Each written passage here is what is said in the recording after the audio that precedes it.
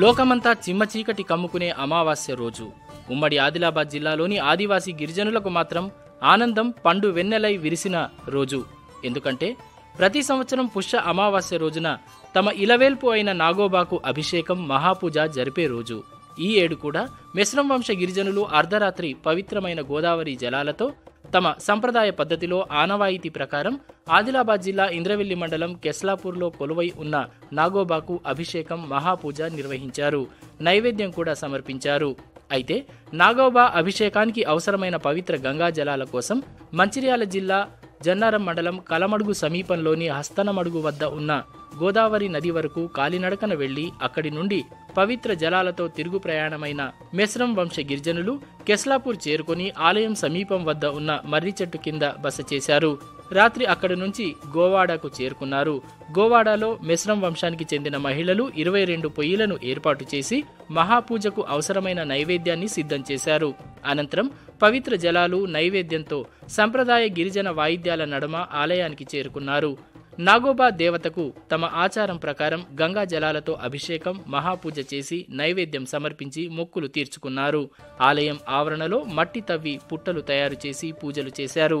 అనంతరం తమ వంశంలోని కొత్త కోడళ్లను నాగోబాకు పరిచయం చేసే బేటింగ్ కార్యక్రమాన్ని నిర్వహించారు. మెస్రం వంశ గిరిజనులే అర్చకులుగా వ్యవహరించి సంప్రదాయబద్ధంగా పూజలు నిర్వహించారు. వారి పూజల అనంతరం ఇతరులకు దర్శనం చేసుకునే అవకాశం కల్పించారు. రాష్ట్ర పండుగగా గుర్తింపు పొందిన ఈ నాగోబా జాతర ఆదివాసీ గిరిజన జన సందోహం నడమ ఘనంగా ప్రారంభమైంది. నాగోబా యొక్క మహాపూజ కార్యక్రమం నిర్వహించబడినది. ఈ కార్యక్రమానికన్నా ముందు మా మెస్రం వంశస్థులందరూ వటవృక్షాల కింద ఉంటారు. అక్కడి నుంచి ఇక్కడికి వస్తారు. ఇక్కడికి వచ్చిన తర్వాత మా అల్లుళ్ళు మా ఆడపడుచులు ఎవరైతే ఉన్నారో నీళ్లు తీసుకొచ్చి కొత్త పూటను వేయడం అనేటటువంటి సాంప్రదాయబద్ధంగా జరుగుతున్నది. తర్వాత గోదావరి నుంచి తీసుకొచ్చిన నీటి ఆలయాన్ని శుద్ధి చేసి దీనిలో మహాపూజ కార్యక్రమం నిర్వహించాలని. ఇంద్రవెల్లి మండలంలో మెస్రం వంశీయులు జరుపుకున్నటువంటి పండుగ నాగోబా జాతర.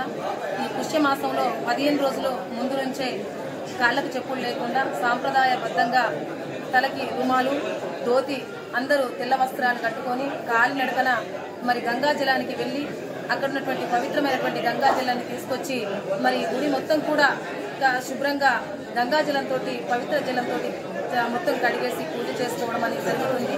ఈరోజు ఈ పండుగను చాలా సాంప్రదాయబద్ధంగా మరి ఇక్కడ మెస్రం వంశీయులు ఎవరైతే ఉన్నారో అందరికీ అంటే 4 నుంచి 7 వంశీయులు ఆదివాసుల్లో ఉంటారు. ప్రతి వంశానికి ఒక పెద్ద దేవుడు అనేది తప్పకుండా ఉంటుంది.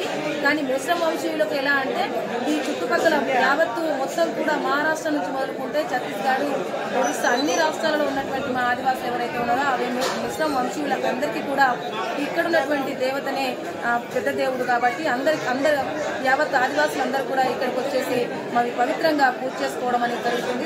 సంస్కృతి సాంప్రదాయాల ఆచార వ్యవహారాలతో ఈ మహాపూజలో పాల్గొనడం కూడా చాలా ఆనందంగా ఉంది.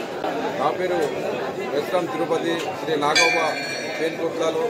అయితే ఈరోజు మేము ఒక నెలవంక నుంచి 1 నెల తర్వాత మేము ఇక్కడ కాలినడకన పవిత్రమైన గంగాజలంతో 9వ తారీఖున 9:30కు మహాపూజ మేము ప్రారంభించినాం.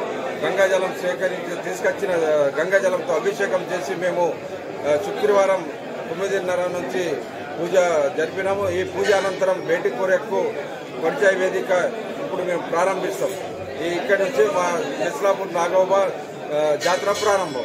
ఈ వేడుకకు జిల్లా collector PS Rahul Raj, ITDA PO Khushboo Gupta, SP Ghouse Alam, Khanapur, Asifabad శాసనసభ్యులు వెడమ బొజ్జు, కోవా లక్ష్మి, మాజీ ఎమ్మెల్యే ఆత్రం సక్కు, మాజీ ఎంపీ గొడం నగేష్ తదితరులు హాజరై నాగోబాను దర్శించుకొని ప్రత్యేక పూజలు చేశారు. వివిధ ప్రాంతాల నుండి తరలివచ్చిన మెస్రం వంశ గిరిజనులు పాల్గొన్నారు. కాగా ఈ నాగోబా జాతర ఈ నెల 15వ తేదీ వరకు కొనసాగనుంది. జాతర సందర్భంగా ఇక్కడికి వచ్చే గిరిజనులకు ఏ ఇబ్బంది కలగకుండా ఉట్నూరు ఐటీడీఏ ఆధ్వర్యంలో కట్టుదిట్టమైన ఏర్పాట్లు చేశారు. అటు పోలీసు శాఖ కూడా బందోబస్తును ఏర్పాటు చేసింది. జాతరలో భాగంగా ఈ నెల 12న గిరిజన దర్బార్ను నిర్వహించనున్నారు. ఈ జాతరకు వివిధ ప్రాంతాల నుండి గిరిజనులే కాకుండా గిరిజనేతరులు కూడా భారీ సంఖ్యలో తరలివచ్చి నాగోబాను దర్శించుకుంటారు.